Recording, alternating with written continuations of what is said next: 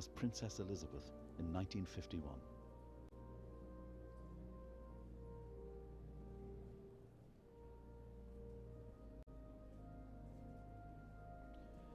She met 13 of the last 14 US leaders during her reign, all except for Lyndon B. Johnson.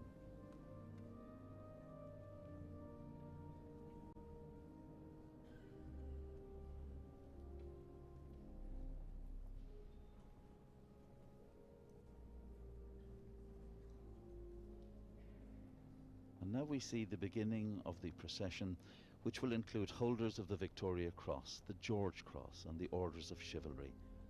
And they're entering in procession from under the croft via the west cloister door.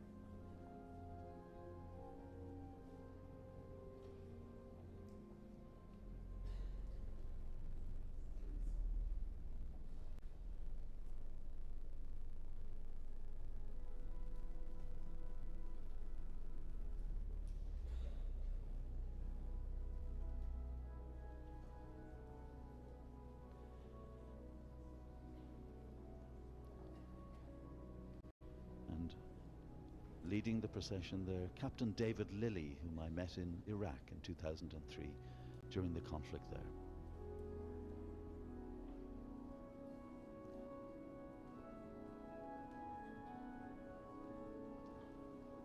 Seven Victoria Cross and 10 George Cross medal recipients have been invited to the service, including 1 from New Zealand and 4 from Australia. Johnson Bahari, who was decorated for his bravery during the Iraq War.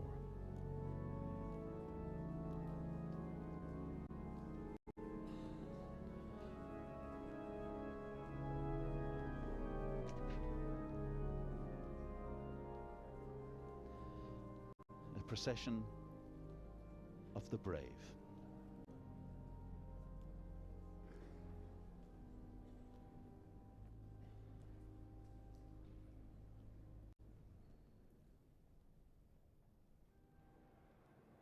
And outside in Parliament Square, we can see that the Tri-Service Guard of Honour is now in place, facing New Palace Yard, facing the Elizabeth Tower, and ready for that procession to begin. The route from the Hall along Broad Sanctuary to Westminster Abbey, lined by personnel from the Royal Navy and the Royal Marines.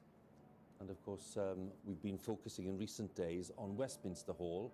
There it is, the most ancient part of the Palace of Westminster, dating from around 1097, and during its long history it's been all kinds of things. It's been a courthouse, it's been a market, it's been a dining room. Well, it's still there. It's a vast space, great sense of history. It's oak, hammer beam roof, and of course it is the perfect setting, grand setting for a monarch's lying in state. Now, the massed pipes and drums, well, they've also reached Parliament Square. They're ready to lead off the procession. The drum majors doing their work immaculately as usual. And just across from them there, facing Parliament, the Guard of Honour, involving the Army and Navy and Air Force, and the Royal Marines Band, also there to accompany the Tri-Service Guard of Honour. The bearer party, that's the party that will be in charge of transferring the coffin from the catafalque to the gun carriage. Well, that's provided appropriately by the Queen's Company 1st Battalion Grenadier Guards, and they will soon be in place in Westminster Hall itself. That's the Guard of Honour that we're seeing there, but the bearer party is soon to be inside. And of course, very appropriate that when we see the Queen's Company, we just think about the fact that its strong bond with Her Majesty is underlined today, because of course the company commander, the Queen's Company, was Her Majesty the Queen. So it's a special day for the regiment, no question about that, and an even more special day for the Queen's Company.